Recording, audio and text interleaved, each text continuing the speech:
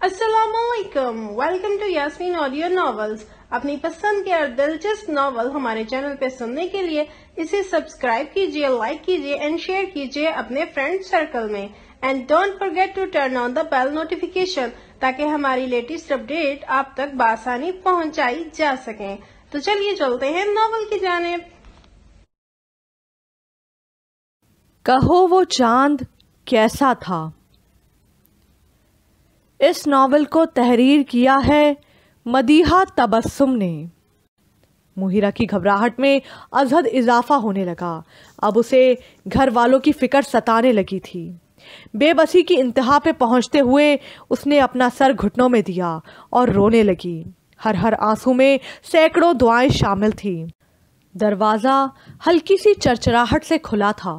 मुहिरा ने एकदम सर उठाया और सामने से आई शख्सियत को देखकर उसका हर आंसू जहां था ठहर कर वहीं रुक गया। वो आंखें और मुंह खोले हैरत से शददू उसे देखने लगी। हैरत की शिद्दत इस कदर थी कि वो सांस तक लेना भूल गई। आई एम सॉरी मुहिरा, बट मेरे पास इसके अलावा कोई रास्ता नहीं था। उसकी आंखों में मंजमंद आंसू और हैरत की बेपनाह शिद्दत हुज़ैफ को शर्मिंदा कर गई। वो बेड पे उससे थोड़े फासले पे ही बैठ गया। मैंने तुम्हें कहा था मुहिरा, बात सीधे तरीके से ही तय कर लेते हैं। मैं अपनी फैमिली को तुम्हारी तरफ भेज देता हूँ, लेकिन तुमने साफ इनकार कर दिया। मैं बेहद मजबूर हूँ मुहिरा, मुझे तुम्हारे अलावा कुछ नज़र नहीं आता। मेरे दिल की सिर्फ एक ही रट है, तुम और सिर्फ तुम। निगाहों का जाविया उसके चेहरे पे फिट किए वो बड़े बेबस से अंदाज में बोल रहा था। मुहिरा को अपनी रीढ़ की हड्डी तक में सनसनाहट महसूस हुई थी। हुज़ैफ अब्बास किस कमश का इंसान था वो बाखूबी जानती थी। अब वो इतनी भी नासमझ ना थी कि यही ना समझ पाती कि हुज़ैफ अब्बास ने उसे किस मकसद के लिए अगवा किया था। उसे अपने हाथों पैरों से जान निकलती महसूस हो रही थी। घबराओ मत, इजी होके बैठो। वो शायद उसके चेहरे पे रकम तासुरात पड़ चुका था। मुझे जाने दें प्लीज़। लड़खड़ाते लहजे और खुश्क होते हलक समेत वो बामुश्किल चंद अल्फाज कह पाई थी। ओके, टेक इट ईजी, मैं खुद तुम्हें घर छोड़ आऊँगा। हमेशा के लिए तुम्हें यहाँ नहीं लेकर आया। उसके बेहद घबराए और खौफजदा अंदाज पे हुज़ैफ निहायत नर्म लहजे में बोला था, लेकिन इससे पहले तुम्हें एक काम करना होगा। वो गहरी नज़रों से उसे देख के बोला। मुहिरा ने कुछ कहने की कोशिश में लब खोलने चाहे, मगर उसके लब सिर्फ कपकपा के रह गए। घर छोड़ आता हूँ, आई प्रॉमिस यू। मैं तुम्हें कुछ भी नहीं कहूँगा। उसने पेपर्स मुहिरा की तरफ बढ़ाए। निकाहनामा? उन अल्फाज पे नज़र पड़ते ही मुहिरा की आंखों में ज़मीन आसमान घूम गए। सर इस तरह से चकराया था कि उसे बेख्तियार उसे अपने दोनों हाथों से थामना पड़ा। मैं जानता हूँ कि तुम मुझसे शादी करना नहीं चाहती। मैं जानता हूँ कि तुम मुझसे शादी नहीं करना चाहती। अगर तुम्हारी फैमिली मान भी गई तो तुम इनकार कर दोगी। लिहाजा मेरे पास सिर्फ यही रास्ता बचा था। तुम यकीन करो मुहिरा, मैं सिर्फ इस तरह निकाह करने पे मजबूर हो गया हूँ, लेकिन मैं पूरे इज्जत और वक़ार के साथ तुम्हें तुम्हारे घर से ब्याह के लाऊंगा। मुहिरा के कानों में उसकी आवाज़ टकराई।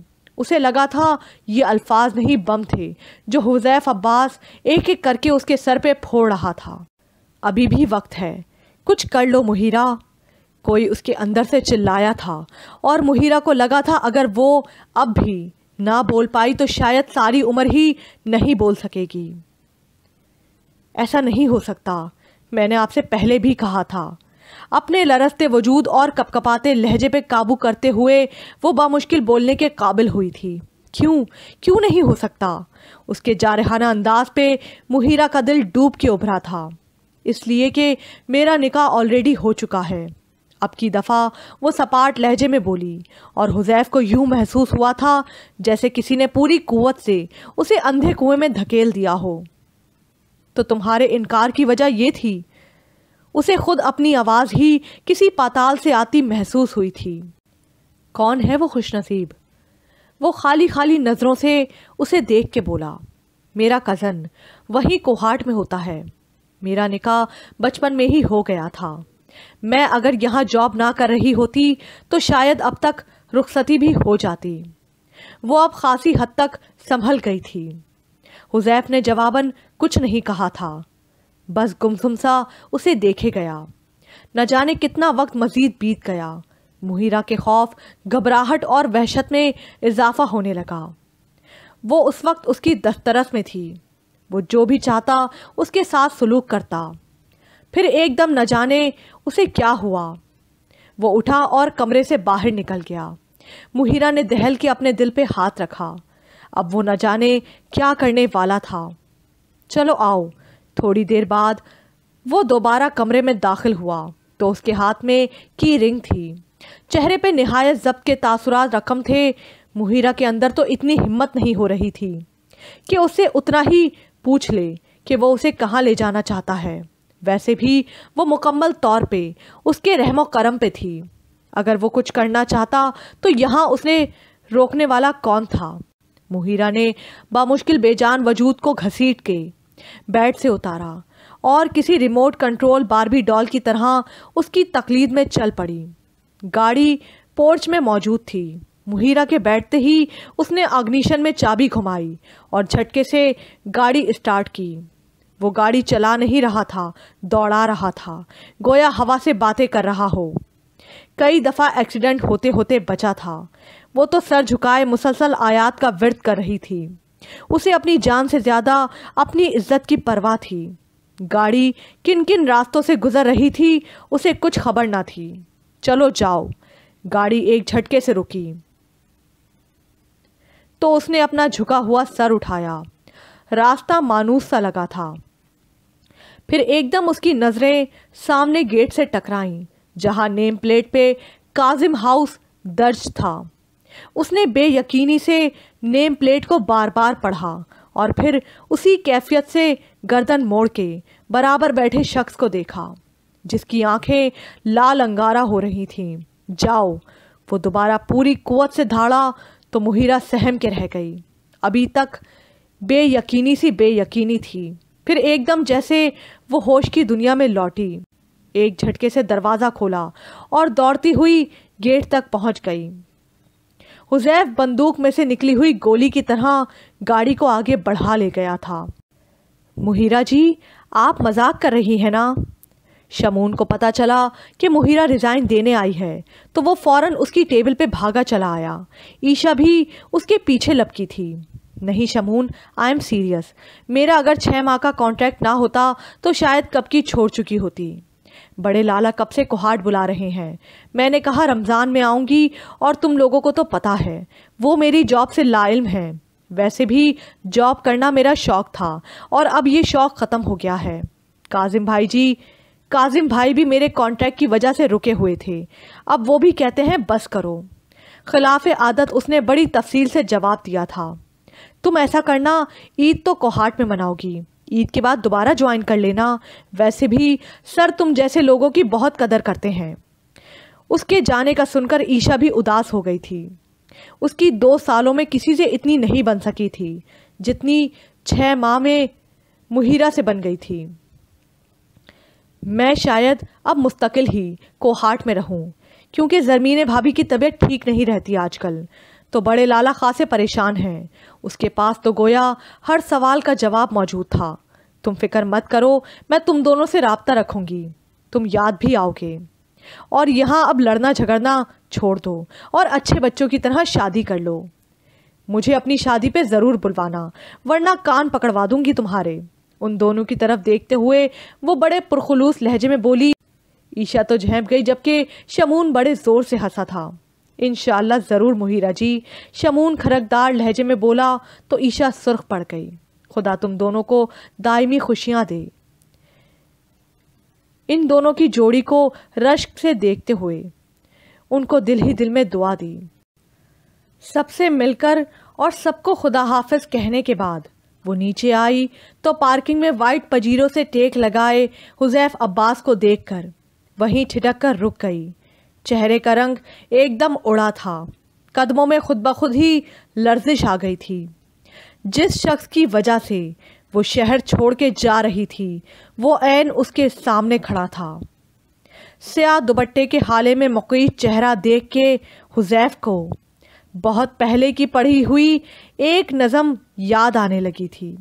کہو وہ چاند کیسا تھا، جدھر سب کچھ لٹا آئے، جدھر آنکھیں گوائے۔ کہا سیلاب جیسا تھا، بہت چاہا کہ بچ نکلے مگر سب کچھ بہا آئے۔ کہو وہ ہجر کیسا تھا، کبھی چھو کر اسے دیکھا تو تم نے کہا بھلا پایا۔ کہا بس آگ جیسا تھا، اسے چھو کر تو اپنی روح پہ تن من جلا آئے۔ کہو وہ وصل کیسا تھا، تمہیں جب چھو لیا اس نے تو کہا احساس جاگا تھا۔ کہا بس راستے جیسا، جدھر سے بس گزرنا تھا، مکا لیکن بنا آئے۔ کہو وہ چاند کیسا تھا، فلک سے جو اتر آیا تمہاری آنکھوں میں بسنے۔ کہا بس خواب جیسا تھا، نہیں تعبیر تھی اس کی، اسے ایک شب سلا آئے۔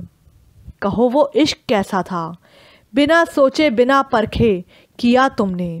کہا تتلی کے رنگ جیسا، بہت کچا انوکھا سا، جبھی اس کو بھلا آئے۔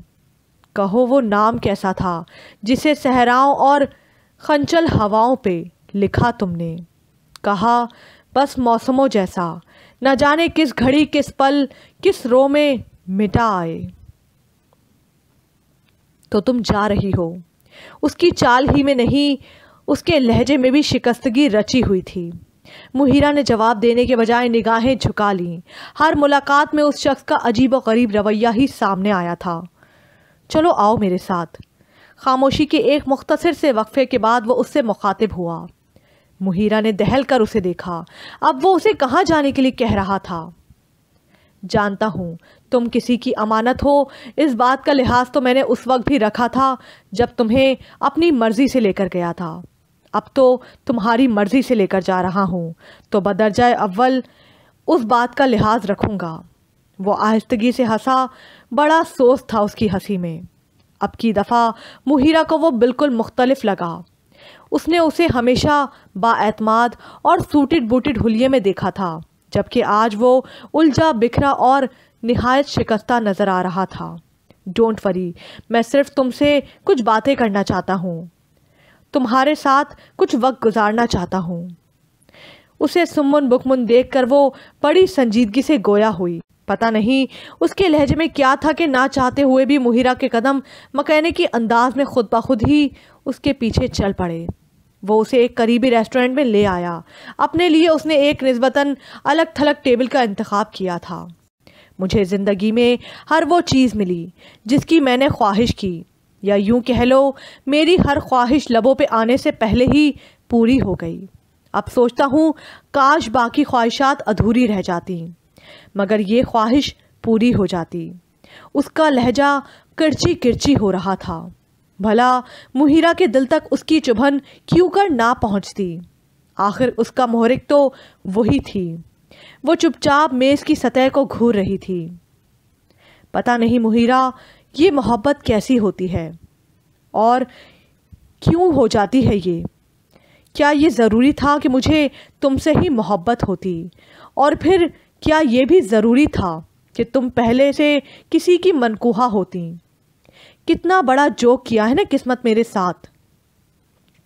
حذیف عباس کی کسی منکوہا کے عشق میں پاگل ہو گیا۔ آہ، وہ خود ہی اپنے آپ پر ہنسا۔ بڑی اذیت، بڑا کرب پوشیدہ تھا اس کی ہنسی کے اندر۔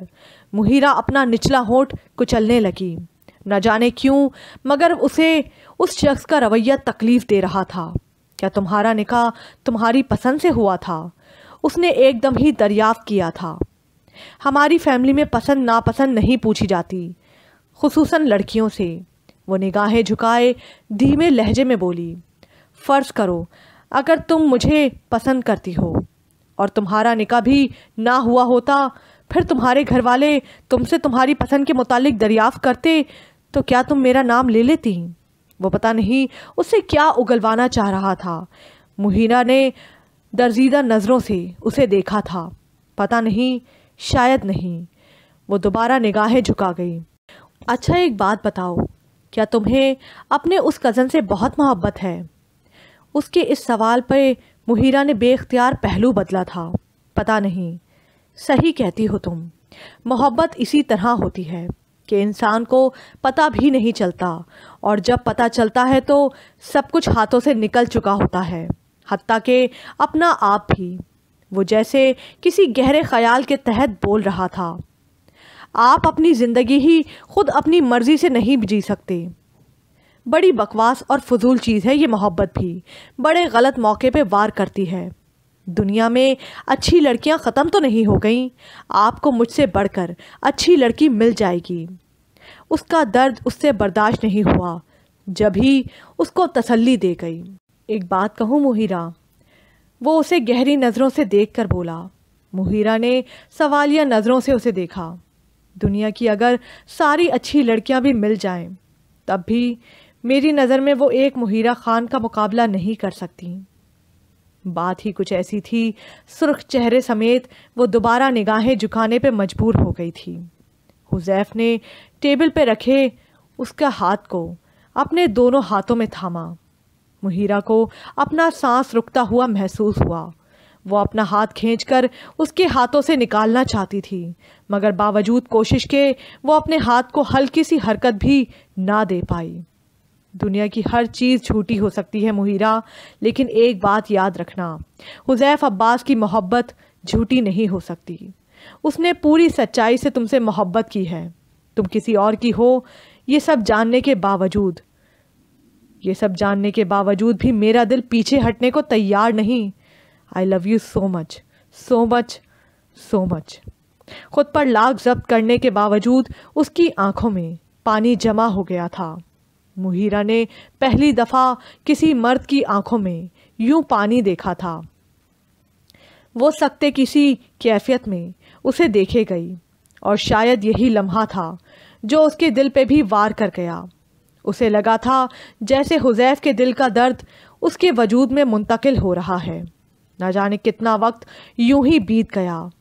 وہ دونوں ہی شاید کسی ٹرانس کی کیفیت میں تھے۔ میری دعا ہے تم ہمیشہ خوش رہو، بھیگے لہجے میں کہتے ہوئے اس نے ایک دم اس کا ہاتھ چھوڑا اور کھڑا ہو گیا۔ بہت غلط موقع پہ تم نے مجھے دعا دی ہے حذیف عباس۔ وہ ہونٹ کاٹتے ہوئے کھڑی ہو گئی۔ اس وقت اپنے دل کی کیفیت سے وہ خود بے خبر تھی۔ رمضان کا مہینہ شروع ہو چکا تھا۔ اس کا زیادہ وقت عبادت میں گزرتا تھا۔ ویسے بھی وہ پہلے کی نسبت خاموش ہو گئی تھی، اگرچہ باتونی تو وہ پہلے ہی نہیں تھی، تاہم اب تو بہت ہی کم بولتی تھی۔ یہ اپنی مہیرہ تو جب سے شہر سے آئی ہے بہت خاموش تابع ہو گئی ہے۔ وہ افطاری کے لیے پکوڑوں کا سامان تیار کر رہی تھی جب بڑے لالا زرمین بھابھی سے مخاطب ہوئے۔ اس کی خاموشی کو سب نے ہی محسوس کیا تھا۔ ہاں، لگتا تو مجھے بھی ہے، شاید ماحول کی تبدیلی کا اثر ہے۔ زرمین بھابھی سادہ مزاج تھیں، دوسروں کی ٹو میں رہنا یا جاسوسی کرنا ان کی عادت نہ تھی۔ کیا بات ہے بیٹا، کیا یہاں دل نہیں لگ رہا؟ بڑے لالا اٹھ کے اس کے پاس کچن میں چلے آئے۔ وہ اپنے ہی کسی خیال میں مگن تھی، چونک پڑی۔ نہیں لالا، ایسی تو کوئی بات نہیں، میں ساری عمر یہیں تو رہی ہوں، بھلا یہاں میرا دل کیوں نہیں لگے گا؟ ویسے ہی بابا جان نہیں ہیں تو ان کی غیر موجودگی بڑی محسوس ہوتی ہے۔ کٹے ہوئے آلوؤں کو بیسن میں مکس کرتے ہوئے وہ خود کو بڑا مصروف سا ظاہر کر رہی تھی۔ میں تو خود بابا جان سے کئی مرتبہ کہہ چکا ہوں کہ رمضان ہمارے پاس گزاریں، لیکن وہ کہہ رہے تھے کہ اب کاظم کے ساتھ عید پہ ہی آؤں گا۔ خیر، اگر تم اداس ہو رہی ہو تو میں تمہیں چند دنوں کے لیے چھوڑ آتا ہوں، یا پھر ایسا کرنا بابا جان کے ساتھ عید پہ ہی آ جانا۔ وہ سب بھائی اس کا بے حد خیال رکھتے تھے، ابھی بھی انہیں اس کی اداسی کی فکر پڑ گئی تھی۔ نہیں، ارے نہیں لالا، اب میں ایسی بھی اداس نہیں، اس نے مسکرائے ہوئے خود کو بشاش ظاہر کیا۔ اچھا چلو خوش رہا کرو۔ وہ اس کے سر پہ تھپکی دیتے ہوئے باہر نکل گئے۔ تم نے ٹھیک کہا تھا حذیف عباس، محبت اسی طرح ہوتی ہے کہ انسان کو پتہ بھی نہیں چلتا، اور جب پتہ چلتا ہے تو سب کچھ ہاتھوں سے نکلتا ہوا محسوس ہوتا ہے، حتیٰ کہ اپنا آپ بھی۔ آپ اپنی زندگی خود بھی اپنی مرضی سے نہیں جی سکتے۔ بڑی بکواس اور فضول چیز ہے یہ محبت بھی، بڑے غلط موقع پر وار کرتی ہے۔ اسے خود پتہ نہیں چلا تھا محبت نے کب اس پر وار کیا تھا۔ واقعی بڑے غلط موقع پر اسے محبت کا ادراک ہوا تھا۔ محبت تو شاید اسے تبھی ہو گئی تھی جب وہ اسے باحفاظت اس کے گھر تک چھوڑ گیا تھا۔ اگر وہ اپنی کسی غلط ارادے کو عملی جامہ پہنانا چاہتا تو اس ویران فلیٹ میں اسے روکنے والا کون تھا؟ اس کا نکاح حذیف عباس کے کسی غلط ارادے میں رکاوٹ نہیں بن سکا تھا۔ دیر سے صحیح اسے یہ سمجھ میں آ ہی گیا تھا کہ حذیف عباس نے واقعی اس سے محبت کی تھی، اور بہت دیر سے اسے یہ بھی ادراک ہو ہی گیا تھا کہ محبت اس کے اندر بھی کنڈلی مارے بیٹھی تھی، نہ جانے کب سے۔ انہیں کئی دن ہو چلے تھے وہ اس نوجوان کو دیکھ رہے تھے۔ وہ بڑی باقاعدگی سے مسجد میں تراویح نماز پڑھنے کے لیے آتا تھا، اور آخر میں امام صاحب جو درس قرآن بیان کرتے تھے وہ بھی بغور سنتا تھا۔ انہوں نے یہ بھی دیکھا تھا وہ نوجوان اکثر چہرہ چھپا کے روتا بھی تھا، اور آج تو وہ بہت ہی اداس اور غمگین نظر آ رہا تھا۔ دعا کے لیے ہاتھ اٹھائے اس کی آنکھوں کے آنسو مسلسل بہہ رہے تھے۔ ہمیشہ کی طرح انہیں اس خوبرو جوان پہ بے تحاشا رشک آیا تھا جسے نوجوانی میں ہی اپنے پاک پروردگار سے اس قدر لگاؤ تھا۔ یہ عمر تو گناہ کرنے کی ہوتی ہے۔ کیا بات ہے بیٹا، بہت رنجیدہ نظر آتے ہو تم۔ بالآخر وہ اٹھ کر اس کے پاس چلے آئے اور اس کے کندھے پہ ہاتھ رکھ کر نہایت نرمی سے دریافت کیا۔ مسجد میں اس وقت اکا دکا نمازی گئے تھے۔ مسجد میں اس وقت اکا دکا نمازی رہ گئے تھے اور وہ بھی جا رہے تھے۔ نوجوان نے جواب دینے کے بجائے صرف خاموش نظروں سے ان کی طرف دیکھا تھا۔ مجھے ایسا لگتا ہے وہ مجھ سے محبت نہیں کرتا۔ میں اس کے گھر اسے منانے کے لیے آتا ہوں۔ وہ سر جھکائے نہایت دھیمے لہجے میں خود کلامی کے سے انداز میں گویا ہوا تھا۔ تمہیں ایسا کیوں کر محسوس ہوا کہ وہ تم سے محبت نہیں کرتا؟ زمان علی خان نے اپنائیت سے دریافت کیا۔ جواباً اس نے تڑپ کر انہیں دیکھا تھا۔ مجھے پتا ہے، وہ خونز اسی خود کلامی کے انداز میں بولا، پھر فوراً کھڑا ہوا اور تیز تیز قدم اٹھاتا مسجد کے دروازے سے باہر نکل گیا۔ اگلے دن زمان علی خان بڑی شدت سے اس نوجوان کے منتظر تھے۔ ایک اندیکھی سی کشش تھی جو انہیں اس کی طرف کھینچتی تھی، لیکن اس دن وہ آیا ہی نہیں۔ پھر اگلے 2 دن بھی اسی طرح گزر گئے۔ زمان علی خان کو تشویش ہونے لگی۔ وہ تو بڑی باقاعدگی سے تراویح نماز پڑھنے کے لیے آیا کرتا تھا۔ چند ایک لوگوں سے پوچھنے پر انہیں معلوم ہوا کہ اس کا ایکسیڈنٹ ہوا ہے۔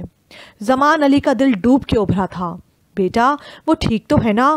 انہوں نے لڑکھڑاتے لہجے میں اطلاع دینے والے سے دریافت کیا۔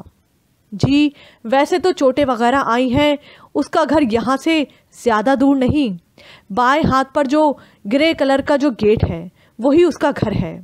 ان کی حالت سے متاثر ہو کے اس نے گھر بھی نشاندہی کر دی تھی۔ آج انشاءاللہ تراویح نماز کے بعد ضرور جاؤں گا۔ انہوں نے دل ہی دل میں پکا عزم کر لیا۔ میرا نام حذیف عباس ہے، اپنے والدین کی اکلوتی اولاد ہوں۔ میری ماما میرے بچپن میں ہی انتقال کر گئی تھیں۔ پاپا نے مجھے ہر چیز مہیا کی، ہر جا اور بے جا خواہش کو پورا کیا۔ مجھے ساری دنیا اپنی مٹھی میں نظر آتی تھی۔ دنیا کی کوئی بھی چیز میرے لیے خواب کا درجہ نہیں رکھتی تھی۔ بس اسی چیز نے میرے اندر غرور اور تکبر کو پیدا کر دیا۔ قدرت نے مجھے ہر نعمت سے نواز رکھا تھا اور میں نے اس کی کسی نعمت کی قدر نہیں کی۔ دولت، حسن، تعلیم، صحت، میں نے ہر چیز کا غلط استعمال کیا۔ زمان علی بغور اسے سن رہے تھے۔ وہ آج ہی اس کی عیادت کے لیے آئے تھے اور خلاف توقع وہ انہیں دیکھ کے بہت خوش ہوا تھا۔ زمان علی کے پوچھنے پر وہ انہیں اپنے دل کی آپ بیتی سنانے لگا تھا کہ اب واقعی دل کا بوجھ بڑھ گیا تھا اور یہ ہمدرد اور مشفق شخصیت اسے بڑی اپنی اپنی سی محسوس ہوئی تھی۔ میں یہ بھول گیا تھا کہ تکبر صرف ایک ذات کی ہی صفت ہے اور اس پہ ہی اچھی لگتی ہے۔ وہ اگر رسی دراز کرتا ہے تو کھینچ بھی سکتا ہے۔ کسی زمانے میں مجھے بڑا شوق ہوا کرتا تھا نئی نئی مہمات سر کرنے کا، پھر مجھے وہ ملی۔ میں نے جب پہلی مرتبہ اسے دیکھا تو میرے اپنے دل کی کیفیت بڑی عجیب سی ہو گئی تھی۔ میں خود سمجھنے سے قاصر رہا تھا. پھر دوسری اور تیسری ملاقات میں مجھ پہ یہ عقدہ کھلا. میں اس کے سامنے بری طرح ہار چکا ہوں اور وہ میری زندگی کی پہلی لڑکی تھی جسے دیکھ کے میرے دل میں یہ پاکیزہ سی خواہش ابھری تھی کہ میں شادی کر لوں. اس بات کا اظہار جب میں نے اس سے کہا تو اس نے پہلی فرصت میں مجھے انکار کر دیا. مجھے بڑا دھچکا لگا. پہلی دفعہ کسی نے حذیف عباس کو ٹھکرایا تھا. میں اس کے انکار کی وجہ کو یہ سمجھا کہ وہ چونکہ پٹھان فیملی سے بلانگ کرتی ہے اور ان میں عموماً باہر شادیاں نہیں کی جاتی، لیکن میں چونکہ اسے پانے کے لیے پاگل ہو چکا تھا اور اپنے اس خواب کو جلد از جلد پورا کر لینا چاہتا تھا، لہٰذا میں نے انتہائی قدم اٹھایا اور اسے کڈنیپ کروا لیا.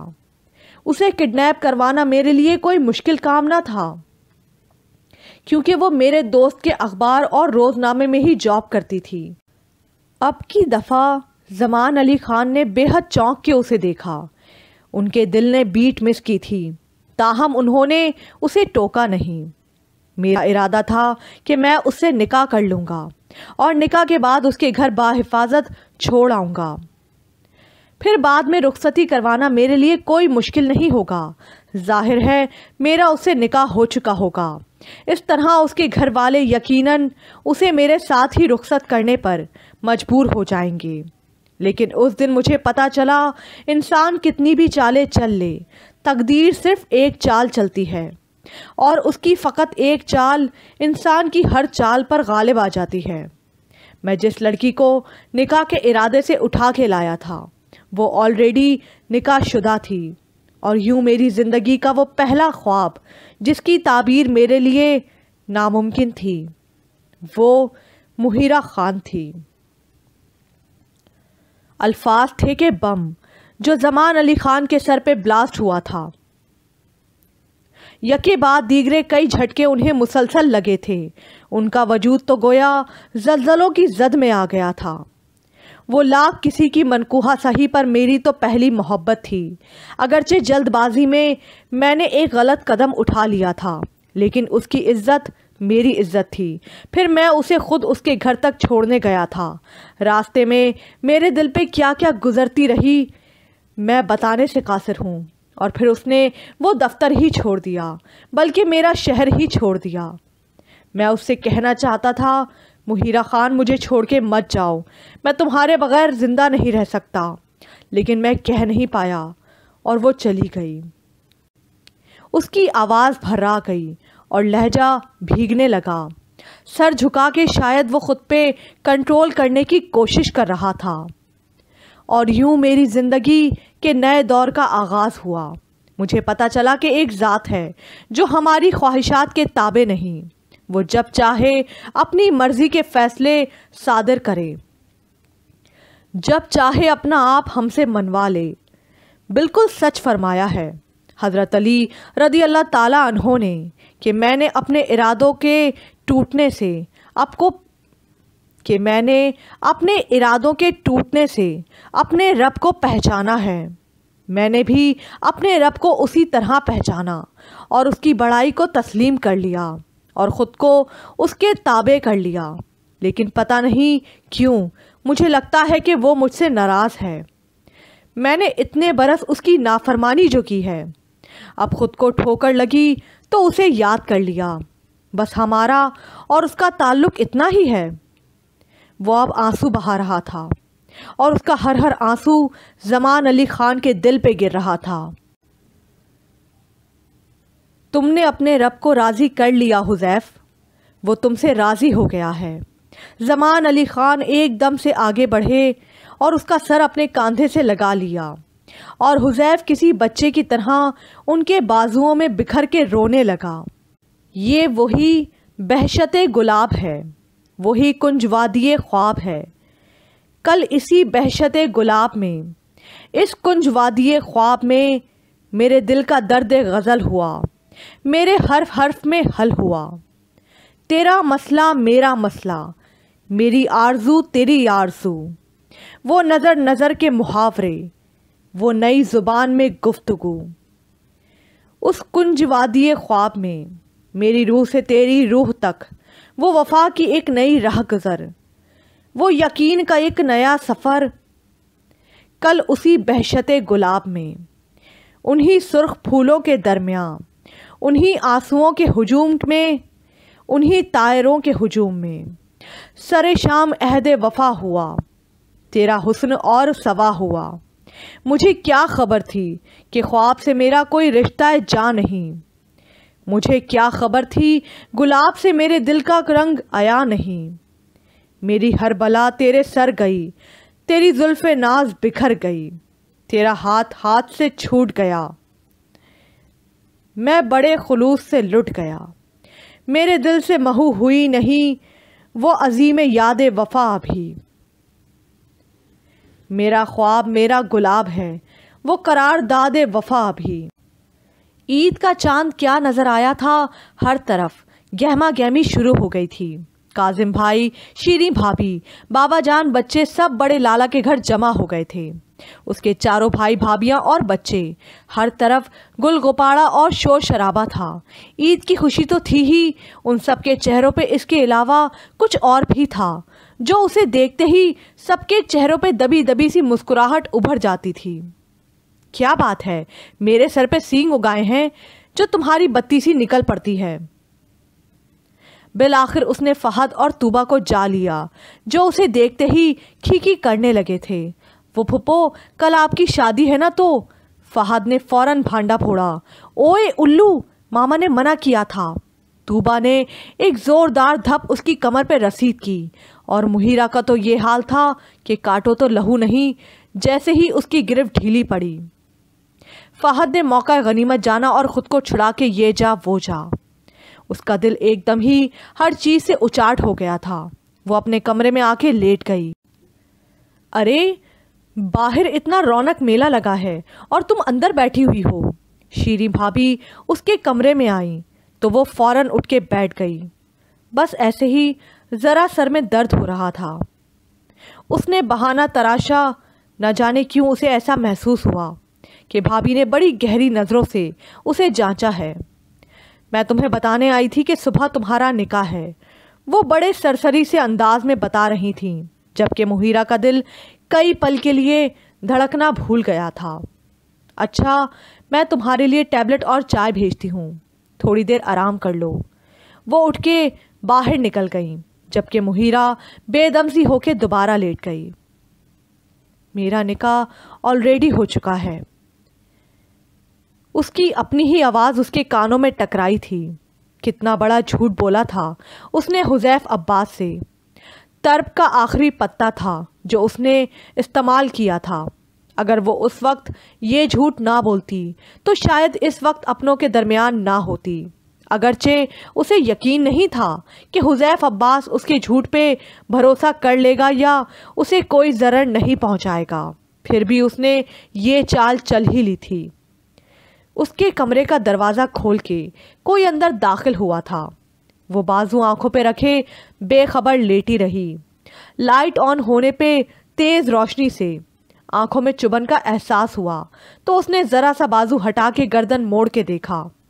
बाबा जान उसके कमरे के वसत में खड़े थे। उसने तेज़ी से आंसू पोंछे और उठ के बैठ गई। मुहीरा बेटा, हमने तुम्हारी रज़ा जाने बगैर ही तुम्हारा रिश्ता तय कर दिया। सुबह तुम्हारा निकाह है। तुम्हें अगर कोई गिला शिकवा या एतराज़ हो तो।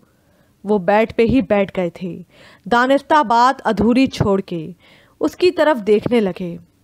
नहीं, अपने उबलते आंसुओं को रोकते हुए वो बामुश्किल एक लफ्ज़ हलक से निकाल पाई और सर झुका गई। वाकई उसे भला क्या एतराज़ हो सकता था। एक निश्तर सा दिल में चुभा था। तुम हमारा मान हो बेटा, हमें तुम पे फ़ख्र है। तुमने अपने कौल को निभाया और हमारे मान को बढ़ाया है। बाबा जान ने दोनों हाथों में उसका चेहरा थामा और माथे पे बोसा दिया। और मुहीरा को पता नहीं एकदम क्या हुआ था, उनके सीने से लग के बिलक बिलक के रो दी। पागल हो तुम दोनों, बिल्कुल बच्चे हो अभी तक। वो बेवकूफ़ भी मेरे सीने से लग के रोता है और तुम भी। फ़र्क इतना है वो दिल का दर्द बयान कर देता है اور تم دل میں رکھتی ہو، لیکن ہم بھی تمہارے باپ ہیں، تمہاری آنکھوں سے تمہارے دل کا حال پڑھ لیتے ہیں۔ انہوں نے آہستگی سے اس کا سر اٹھایا اور اپنے ہاتھوں سے اس کے آنسو پوچھے۔ مہیرہ کے پلے خاک بھی نہ پڑا۔ وہ کس کے بارے میں کہہ رہے ہیں؟ حذیف عباس بہت اچھا شخص ہے، وہ یقیناً تمہیں خوش رکھے گا۔ آج واقعی وہ جھٹکوں کی زد پہ تھی، ہر کوئی اسے جھٹکے پہ جھٹکا دے رہا تھا۔ ابھی بھی وہ ساکت آنکھوں سے بابا جان کی طرف دیکھ رہی تھی۔ جسے اللہ معاف کر دے تو لوگوں کو بھی اسے معاف کر دینا چاہیے۔ مجھے امید ہے تم اس شخص کی سنگت میں بہت خوش رہو گی۔ وہ ہولے سے اس کا سر تھپتھپا کے بولے، میری دعا ہے تم ہمیشہ خوش رہو۔ حذیف عباس کا لہجہ گونجا، دونوں دعائیں آپس میں گڈمڈ ہو رہی تھیں۔ اسے کچھ سمجھ میں نہیں آ رہا تھا۔ اس سے پہلے کہ وہ لہرا کے نیچے گرتی، بابا جان نے اسے تھام لیا۔ عید کا دن اپنے دامن ڈھیروں خوشیاں لیے عطا ہوا تھا۔ لڑکے والے آ چکے تھے۔ نکاح ہوتے ہی ہر طرف مبارک سلامت کا شور اٹھ گیا تھا۔ سر معین الدین منیب الحسن ثانیہ آپی کے ساتھ عیشا اور شمون بھی آئے تھے۔ نکاح کے فوراً بعد مہیرہ کو حذیف کے پہلو میں لا کے بٹھایا گیا تھا۔ فیروزی کامدار لہنگے میں بھاری جیولری پہنے وہ بے حد خوبصورت دکھائی دے رہی تھی۔ عید مبارک پلس نکاح مبارک، عیشا نے مبارکباد دینے میں پہل کی تھی۔ سچی مہیرہ جی، آج بھی اپنی عیشا کا آپ کے ساتھ ساتھ رہنا بہت ضروری ہے۔ شمون آج بھی اسے چھیڑنے سے باز نہیں آیا تھا۔ مہیرہ کے لبوں پہ بے ساختہ مسکراہٹ ابھری۔ اور تمہارا بھی حذیف بھائی کے ساتھ رہنا ازحد ضروری ہے۔ عیشا حسب توقع بھڑک کر بولی۔ شمون کا جاندار قہقہ ابھرا۔ تمہارے کہنے کا مطلب ہے کہ حذیف بھائی کی جگہ مجھے بیٹھنا چاہیے اور مہیرہ کی جگہ تمہیں بیٹھنا چاہیے۔ وہ آنکھوں میں شرارت سمو کے بولا تو مہیرہ سرخ پڑ گئی۔ کیوں میاں، تمہیں کوئی لگام ڈالنے والا نہیں؟ بابا جان نے شمون کو کان سے کھینچا۔ نہیں بابا جان، ہم تو منتظر ہیں۔ وہ بڑی سعادت مندی سے سر جھکا کے بولا۔ کس کے لگام کے؟ موبی نے ٹکڑا لگایا تو محفل زعفران بن گئی۔ نہیں، بڑوں کے حکم کے۔ شمون کی سعادت مندی میں سر منہ فرق نہ آیا۔ وہ سب مسکرا دیے۔ عید مبارک۔ حذیف ذرا سا مہیرہ کی طرف جھکا۔ وہ گھبرا کے سمٹ گئی۔ بہت ستایا ہے تم نے مجھے لڑکی، گن گن کے سارے بدلے لوں گا۔ وہ اس کے کان میں بولا۔ بس تم اپنی شامت مناؤ۔ تم نے مجھ سے جو اتنا بڑا فراڈ کھیلا ہے نا، اچھی طرح خبر لے لوں گا تمہاری۔ اس نے مزید دھمکایا تو مہیرہ سہم گئی۔ اوئے، تو کیا بھابھی کے کان میں سور پھونک رہا ہے؟ موبی نے اسے آڑے ہاتھوں لیا۔ تمہیں کیا، یہ ہمارا پرسنل ہے۔ حذیف کا اطمینان قابل دید تھا۔ بابا جان دیکھیں اس گھامڑ کو، کتنی جلدی آنکھیں پھیر لی ہیں اس دھوکے باز نے۔ موبی نے شکایتی انداز میں زما علی خان سے کہا۔ برخوردار، جب تم پہ وقت آئے گا تو تم اس سے بھی جلدی آنکھیں پھیر لو گے۔ معین الدین نے اس کی کلاس لے ڈالی۔ پاپا آپ بھی؟ وہ خجل سا مسکرا دیا۔ کیا خیال ہے دو بول ہم بھی نہ پڑھوا لیں؟ سب کو باتوں میں مصروف دیکھ کر شمون عیشا سے مخاطب ہوا۔ عیشا نے اسے گھورنا چاہا لیکن اس کی آنکھوں میں چمک دیکھ کے وہ گڑبڑا کے نگاہیں جھکا گئی۔ یار، وہ کیا کہتے ہیں کہ رسم دنیا بھی ہے، موقع بھی ہے، دستور بھی ہے۔ وہ سر جھکائے ہوئے بولا تو عیشا بھی مسکرا دی۔ جانے سے پہلے حذیف مہیرہ سے ملنے آیا تھا۔ تھینک یو مہیرہ، مجھے اپنا کر تم نے مجھے خود اپنی نظروں میں معتبر کر دیا ہے۔ میں اس کے لیے ہمیشہ تمہارا اور بابا جان کا احسان مند رہوں گا۔ وہ بے انتہا خوش نظر آ رہا تھا۔ آپ کو میرا احسان مند نہیں ہونا چاہیے، بلکہ اللہ تعالیٰ کا شکر گزار ہونا چاہیے جس نے ہماری تقدیر میں یہ فیصلہ لکھ دیا۔ وہ اس کے خوشباش مطمئن چہرے پہ ایک نظر ڈال کے بولی۔ اپنے رب کا احسان مند تو میں تا عمر رہوں گا، البتہ تم اتنا احسان ضرور کرنا کہ اب درمیان میں کوئی پھڈا نہ ڈالنا۔ وہ شرارت سے گویا ہوا۔ کس چیز میں پھڈا؟ اس نے حیرانی سے اسے دیکھا۔ میں 15 दिन के अर्जेंट नोटिस पे रुखसती करवा रहा हूँ। वो नरमी से उसका हाथ पकड़ के बोला। 15 दिन? इतनी जल्दी आफ्ताब पे वो वाकई बौखला गई। मैंने 15 दिन का गैप दे दिया है, वरना मेरा दिल तो आज ही बेईमान हो रहा था। सच्ची मुहिरा, अगर तुम मान जाओ तो अभी रुखसती करवा लेते हैं, अपने घर जाके ईद मनाएंगे। हुज़ैफ के शौक ख्याल उरूज पे थे। मुंह धो के रखें, अभी रुखसती? वो शर्म से सुर्ख पड़ गई। अच्छा तो फिर 2 हफ्ते बाद ठीक रहेगी? उसने बज़ाहिर बड़ी संजीदगी से दरियाफ्त किया। हाँ ठीक रहेगी, मुहिरा ने पुरसोच अंदाज में कहा। देखा, मना लिया ना। हुज़ैफ ने बेसाख्ता कहका लगाया तो मुहिरा भी उसे घूरते हुए मुस्कुरा दी। ज़मान अली खान के लिए ये ईद वाकई यादगार ईद बन गई थी। उन्होंने बर वक्त एक दुरुस्त फैसला किया था। मुहिरा और हुज़ैफ के चेहरों से फूटती खुशी ने उन्हें एहसास दिलाया था कि उनका फैसला किस कदर मौजू था। सबके मुतमईन और आसूदा चेहरों ने उनकी ईद के लुत्फ़ को दोबाला कर दिया था। वो उठ के शुक्राने के नवाफिल अदा करने चल दिए कि अभी उन्हें अपने परवरदिगार से ये दुआ भी करना थी कि वो उन सबको हर साल ऐसी ही हंसती मुस्कुराती ईद देखना नसीब करे।